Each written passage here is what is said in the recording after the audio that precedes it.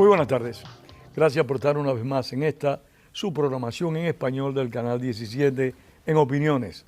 Les saluda Pedro Corso. Pero antes que todo, vamos a desearles a nuestros televidentes, a sus familiares, a todos en general, una feliz Navidad este 25 de diciembre.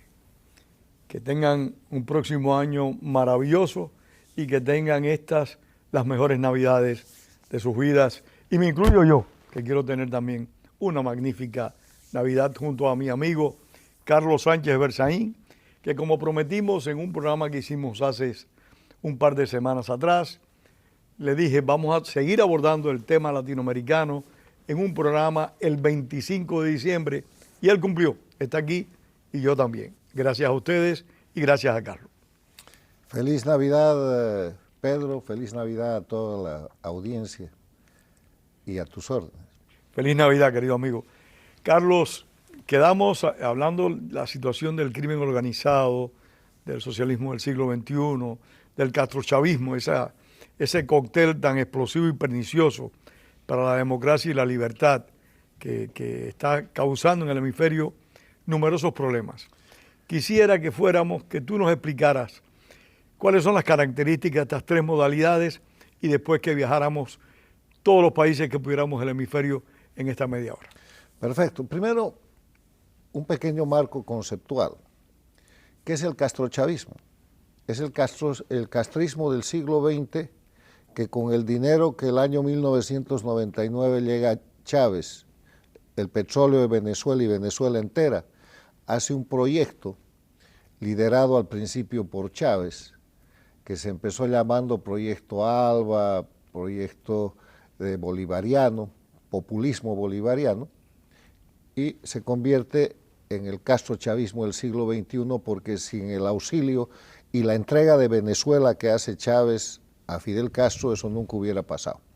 Fidel Castro cumple el más grande de sus sueños, que es el de expandir su organización que él llama Revolución a todas las Américas en un momento en el que se produce otro hecho histórico trágico, que es el ataque del 11 de septiembre de 2001 a los Estados Unidos, el terrorismo sobre las Torres Gemelas, Washington. Sí, son factores que hay que vincular, no se pueden excluir. Que hacen que Estados Unidos cambie toda su política exterior, se dirija a las guerras contra el terrorismo y deje abierta América Latina para que se expanda este movimiento al principio populista, al principio democrático, que rápidamente termina liquidando democracias en América.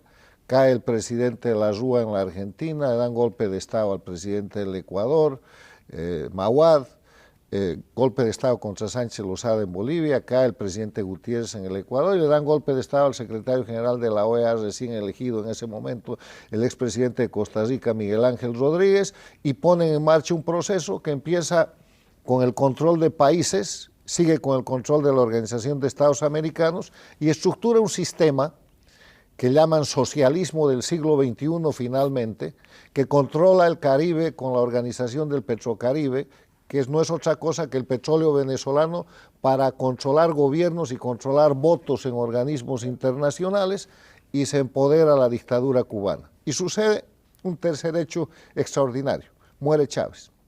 Entonces, cuando muere Chávez, el liderazgo de toda esa estructura queda en manos de Castro, de Cuba, que determina quién es el sucesor de Chávez. Porque cuando muere Chávez se enfrenta en Venezuela el castrismo venezolano con el chavismo venezolano, y gana el castrismo, que es Nicolás Maduro, y pierde el chavismo venezolano, que es Diosdado Cabello. Y punto. Entonces Cuba se vuelve dueña de Venezuela, que es su principal plataforma, dueña del socialismo del siglo XXI, castrochavismo, y el líder de América Latina. Y ese liderazgo de América Latina es reconocido, otro hecho histórico, en la Cumbre de las Américas de Panamá, donde va el presidente de Estados Unidos, Obama, saluda al dictador y meses después reabre relaciones diplomáticas con Cuba.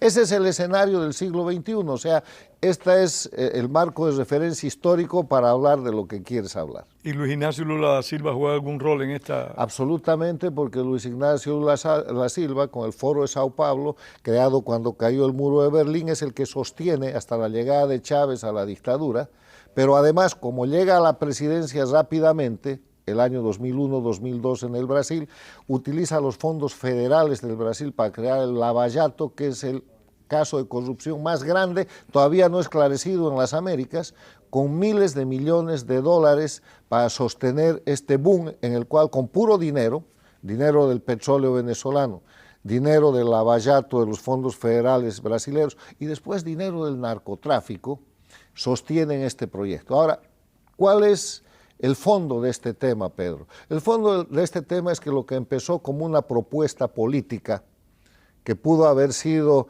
el populismo bolivariano y en algún momento el socialismo del siglo XXI, se ha convertido en una organización criminal. ¿Por qué? Danos detalles de eso, Carlos. Se ha convertido en una organización criminal primero porque han quebrado la democracia. Para hacer política hay que hacerla en democracia. Y aquí han expandido la dictadura de Cuba bajo el mismo modelo de Cuba a Venezuela, dictadura, a Bolivia, dictadura, a Nicaragua, dictadura, y lo hicieron en el Ecuador con Correa y gracias al presidente Lenín Moreno el Ecuador ha vuelto al lado de la democracia. O sea, en el momento en el que tú decides detentar indefinidamente el poder, violar la libertad para detentar indefinidamente el poder, violar los derechos humanos, liquidar la separación e independencia de poderes y terminar con el Estado de Derecho, y empezar a falsificar elecciones, para decir que ganas elecciones cuando en verdad estás haciendo fraude, instituyendo ese concepto que se llama dictadura electoralista, donde el ciudadano vota pero no elige, el asunto está terminado. Hay 4 países en las Américas hoy día, Cuba, Venezuela, Bolivia y Nicaragua, que tienen presos políticos, que tienen exiliados políticos y de donde la gente se quiere escapar, donde el Poder Judicial no es sino el mecanismo de represión para que quien detenta el poder lo tenga por siempre, con impunidad por los crímenes que cometen, porque se ejerce el poder a través del terrorismo de Estado. Y el concepto de terrorismo de Estado es la comisión de crímenes desde el gobierno para generar miedo en la población y de esa manera producir conductas que de otra forma no sucederían. Eso es crimen organizado. ¿Esta categoría de crimen organizado está en alguna medida involucrada, relacionada con el narcotráfico? Absolutamente, porque ¿cómo se financian? Cuba es una crisis humanitaria desde hace décadas, o sea, es un proyecto fracasado, nunca ha producido nada, era el país parásito de la Unión Soviética, acabó la Unión Soviética, agonizó hasta que llegó el 99 Chávez y se volvió el parásito de Venezuela de quien se ha apoderado. Pero Venezuela también ha sido liquidada. Hoy día tiene una crisis humanitaria y una crisis económica extrema al punto que 7 millones de venezolanos han salido de Venezuela y hay más gente que quiere salir. Al ser economías quebradas, necesitan una fuente de financiamiento para sostener todo esto que está más allá de lo que ellos producen. El petróleo se ha terminado o no produce lo que producía antes, Venezuela sola no alcanza. Entonces acuden por la vía de la dictadura instalada en Bolivia y por la vía de las FARC y el ELN, que son sus operadores en Colombia, al control directo del narcotráfico de la cocaína. Convierten en su plataforma principal a Venezuela, que es un narcoestado, situación que está probada por el hecho de que en tribunales de Estados Unidos hay una acusación, varias acusaciones federales en el marco del derecho internacional contra el crimen organizado, donde quien se dice presidente de Venezuela, que es en verdad el dictador Nicolás Maduro, es el jefe del cartel de los soles, está acusado de narcotráfico y hay 15 millones de dólares de premio por su captura. Entonces... Pero sin embargo, hay 15 millones de premio por la captura de Nicolás Maduro.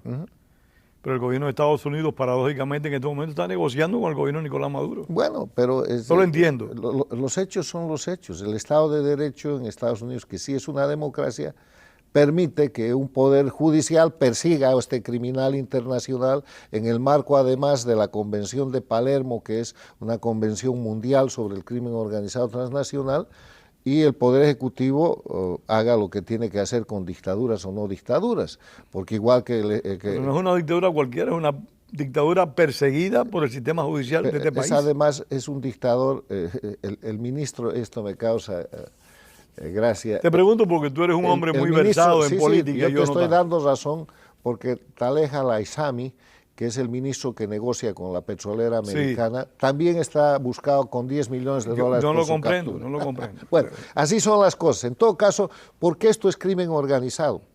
Porque han creado 4 narcoestados. Cuba es un narcoestado desde que en la década de los 80 Fidel Castro se asoció con el narcotraficante colombiano y con el narcotraficante boliviano. El colombiano era Escobar Gaviria y el boliviano era Suárez Gómez. Y hacen tráfico de droga y cuando los descubren, para limpiarse, lo que hace el Castro Ochoa es fusilar al general Ochoa de la Guardia y a otra gente. Pero quedan como narcoestado.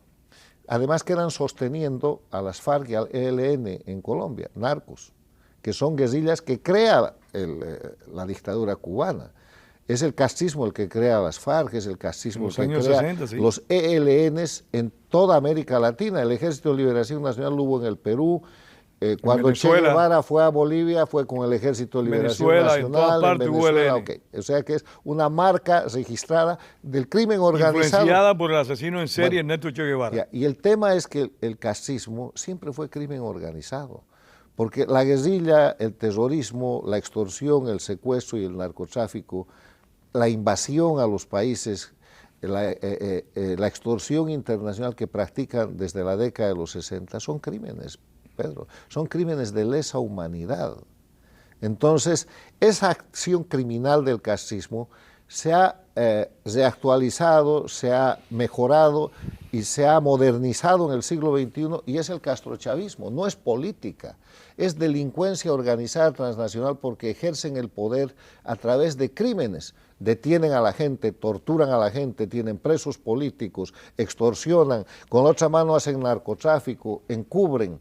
Y eso se ha expandido a algunos gobiernos en países democráticos, como el de la Argentina, como el de México, como el de Colombia, y ahora podemos en este marco de referencia empezar a tratar el tema país por país, sabiendo que en las Américas hay una América dictatorial de crimen organizado y hay una América democrática de política, y que lo importante es separar la política del crimen organizado, y te doy una diferencia más. La política es una actividad de servicio, donde se llega al poder por mandato popular, de manera temporal, con obligación de rendición de cuentas, sujeto a la ley y con la absoluta necesidad de estar expuesto a la prensa libre y a la opinión pública. Eso es política. El crimen organizado es lo que tú puedes ver con Díaz-Canel Castro en Cuba, con Maduro y Chávez en Venezuela, con Evo Morales y Arce Catacora en Bolivia o con en Nicaragua con Ortega. El tiempo nos aprieta. Empecemos rápidamente por México. Bueno, México es una democracia con un gobierno castrochavista sometido a este grupo que hemos descrito.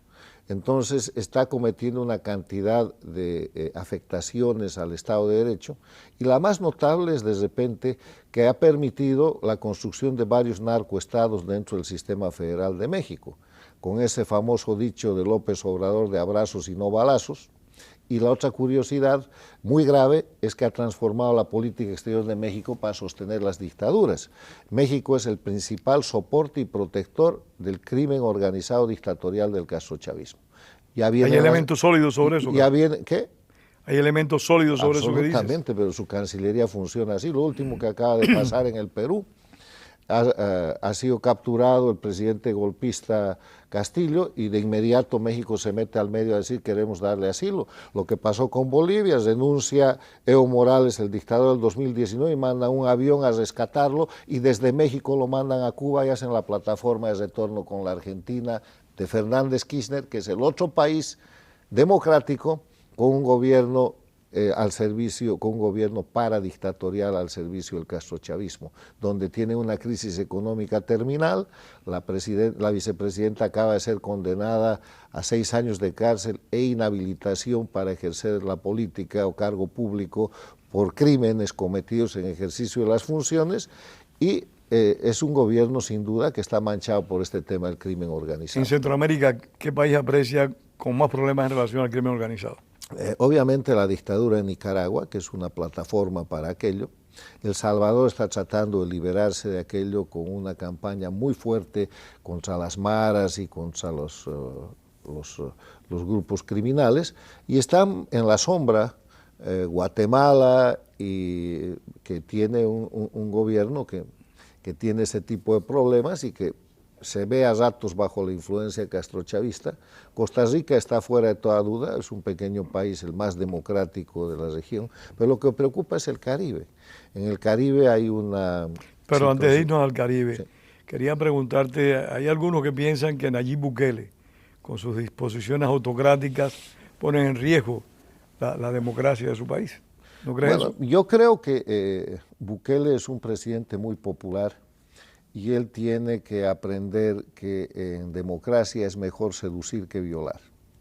Con la popularidad que él tiene, es muy importante que respete un poco más los procedimientos y los mecanismos. Parece que no los respeta mucho. Porque hay demasiadas denuncias de que por hacer las cosas demasiado ejecutivas ha venido violentando principios de derechos humanos. Yo te voy a decir una cosa, yo no creo que El Salvador es una dictadura, pero si El Salvador violenta cualquiera de los elementos esenciales de la democracia, respeto a los derechos humanos, no tiene presos políticos, no tiene exilio político, viola el Estado de Derecho, vulnera la separación e independencia de poderes, violenta la libertad de prensa o manipula las elecciones, va a ser una dictadura, no importa la ideología. Las dictaduras no importa la popularidad. Sí, las dictaduras no son cuestión de ideología ni de popularidad, las dictaduras son cuestión de respetar los elementos esenciales de la democracia y saber que un gobernante es un mandatario, tiene un mandato temporal del pueblo por el que tiene que rendir cuentas. Cuando termine, si no debe ir a la cárcel, como está pasando en Perú. Así y ahora con la señora Fernández. Y que termina, no es eterno, no son los 64 años que ahora va a cumplir la dictadura cubana. Ni pensemos, ni hablemos de eso, porque de verdad que me da taquicardia nada más que de pensar lo que ha pasado en mi país en estas 6 décadas largas ya.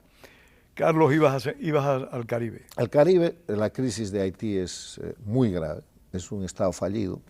Comparte territorio con un país en desarrollo, pujante y boyante, que es la República Dominicana, pero esa es una amenaza a la seguridad y a la democracia de toda la región.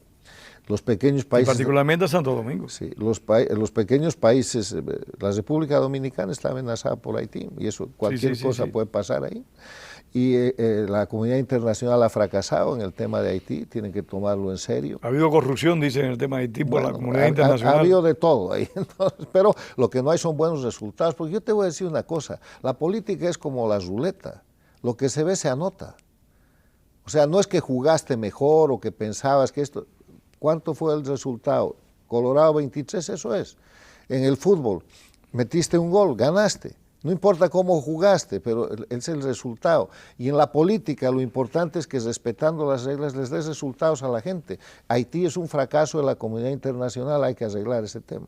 Y el resto de los países del Caribe tienen el problema de su voto internacional, sobre todo en la OEA. Son pequeños territorios con pequeñas poblaciones. Subvencionados con el petróleo venezolano. Entonces, son susceptibles, no todos, aquí hay salvedades, pero gran parte de los países del Caribe se han convertido en vendedores de su voto o al grupo del castrochavismo por el petróleo o al grupo de la democracia con la ayuda internacional que le pueden sacar a Estados Unidos u otros países. Y eso es muy negativo. Negativo, y habla muy mal también de esos países. Después vamos a Panamá, que es un país interesante, un país con desarrollo, con sus propios problemas. Le trataron de dar en el año 2022 una manito el castrochavismo con la huelga de los maestros y todo. Está aplacado de momento, pero está en la mira del contraataque. Eso es igual que Ecuador, eso es un horno que está calentándose cada día más. Después bajamos y Venezuela, una dictadura de crimen organizado, con una oposición sobre la que es mejor no comentar, porque yo creo que a partir de los diálogos de México van a llevar de nuevo al pueblo venezolano a una elección en dictadura. Ojalá yo me equivoque, pero no hay ninguna garantía de que Venezuela pueda recuperar su democracia a través de las elecciones, porque no hay democracia con exilio y con presos políticos. Y con un poder electoral que está bajo el control del oficialismo. Allá van. Colombia, Petro, un presidente de minoría, castrochavista, ex guerrillero, autoproclamado adorador del castrismo, está llevando adelante en la política exterior del socialismo del siglo XXI. Ha proclamado que la lucha contra el narcotráfico ha fracasado y de esa manera ayuda a los narcotraficantes, porque ¿de qué se trata el discurso del fracaso de la lucha contra el narcotráfico? Se trata de legalizar a los narcos, o sea, convertir la delincuencia organizada de nuevo en política, como ya han hecho con las FARC, que han sacado asesinos, violadores, narcotraficantes, y hoy día están en el Senado de Colombia. Son senadores y representantes. Ok. Quiere hacer lo mismo con el ELN, ese ha sido su segundo acto, con un agravante. El intermediario es la dictadura de Venezuela. Bueno, pero el otro agravante fue que el intermediario, y eran... con las FARC el intermediario era Cuba. Fue Cuba, bueno, y era Juan Manuel Santos. Que es lo mismo, es lo mismo. Es horrible. No estamos dando datos de la historia y lo que yo creo que le va realmente mal a Petro es el respaldo popular. Y, se ha quebrado mucho el respaldo. Y mal gobierno, porque no está haciendo un buen gobierno. El hecho de que él apoye a Cuba y Venezuela en el ámbito internacional no representa más comida ni más empleo para el pueblo. Se ha disparado el dólar en Colombia, el desempleo ha crecido, los parámetros sociales y económicos están en franca caída y él va a ser un mal presidente, que va a tener que entregar el gobierno en 3 años más, pero un mal presidente. Vamos para el Ecuador, donde ha habido un intento de derrocar muy serio al presidente Lasso, lo ha sostenido. Yo creo que el Ecuador tiene vigor democrático. Lasso es un gran equilibrista. Sí, tiene vigor democrático, tiene instituciones y tiene la experiencia reciente de haber sufrido un dictador que es Correa. Correa está sentenciado a 8 años de cárcel, pero nadie lo persigue. Se ha vuelto asesor del gobierno argentino y del gobierno de Guatemala. Y tal vez tenga inmunidad diplomática como el que está preso aquí, que tenía inmunidad diplomática. No tiene ninguna inmunidad. Lo que tiene, al parecer, es que con sus congresistas en el Ecuador tiene asustado al gobierno y el gobierno no pone ejecución. Chantajea al gobierno. Bueno, pero tiene una sentencia ejecutoria de corrupción de 8 años. Bajamos al Perú, ha estrenado presidenta, una crisis con un golpe de Estado dado por Pedro Castillo, otro castrochavista, y eso ha pasado de castrochavista a castrochavista, o sea, la señora Boluarte sigue siendo la secretaria y la operadora principal de Cerrón, que es el castrista más grande en el Perú, y sin duda Rafael El Gallo Zamora sigue manejando ese gobierno. Veremos cómo avanza. El embajador cubano. Sí, que es Chile. Chile, diagnóstico reservado, porque tienes un presidente del socialismo del siglo XXI, Boric, de minoría, que ha tenido una gran derrota el 4 de septiembre, cuando Chile le dijo no a su constitución plurinacional y se acabaron esas pretensiones. Pero el problema de Boric es que no tiene plan de gobierno. Él cree que su plan de gobierno es hacer una constituyente y se equivoca en eso porque Chile ya dijo no y dijo no con el 63%. Entonces, mientras él no haga un plan de gobierno serio, que tenga que ver con empleo, con economía, con desarrollo, con captación, con construcción de viviendas, con lo que fuera, y siga pensando en constituyente, va a seguir cayendo. Todos estos socialistas del siglo XXI que han tomado el poder democráticamente en el Perú, en Colombia, en Chile, están por debajo del 20% de apoyo popular.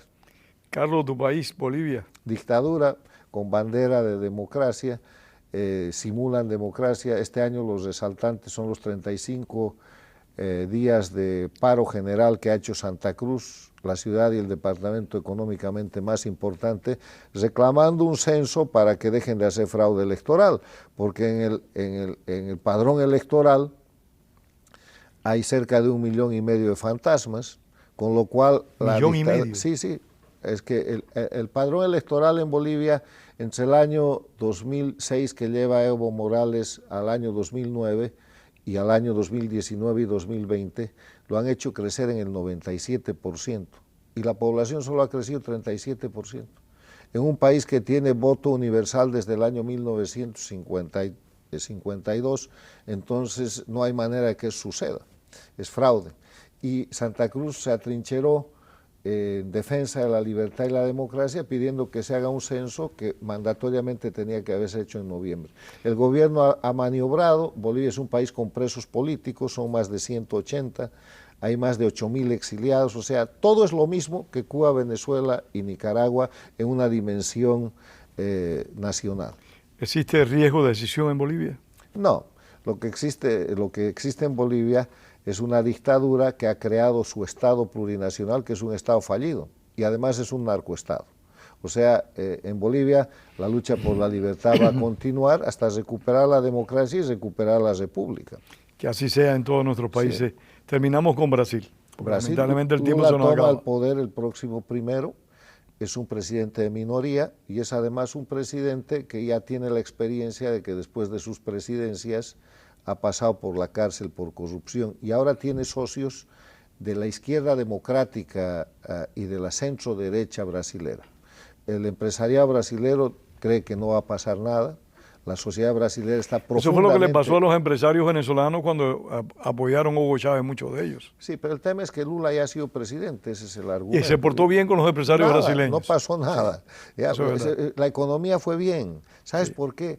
En países como Brasil, como Paraguay, como Uruguay, en países como el propio Perú y la Argentina, no hay la fuerza del crimen organizado para destrozar el sistema político. Las instituciones son muy fuertes, lo que acaba de pasar en el Perú, lo que ha pasado en el Paraguay tuvo... Y en Brasil tienen fuerza para destrozarlo. Ya la fuerza de la institucionalidad es muy grande. En el Paraguay estuvo el obispo aquel de presidente castrochavista, Lugo. Salió y no pasó nada. No pudo hacer nada. Okay. El Uruguay ha estado el acuerdo de izquierda. El Uruguay llegó Mujica al poder y tampoco pudo hacer nada.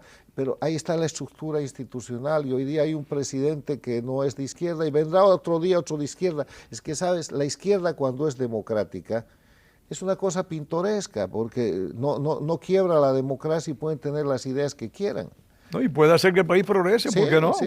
Y hoy día, en el siglo XXI, y con esto quiero acabar mi análisis, esto de derechas y de izquierdas son simplemente nomenclaturas de reconocimiento o de mercadeo, es marketing, porque la derecha y la izquierda han muerto con la globalización y el capitalismo. Carlos, se nos acabó el tiempo.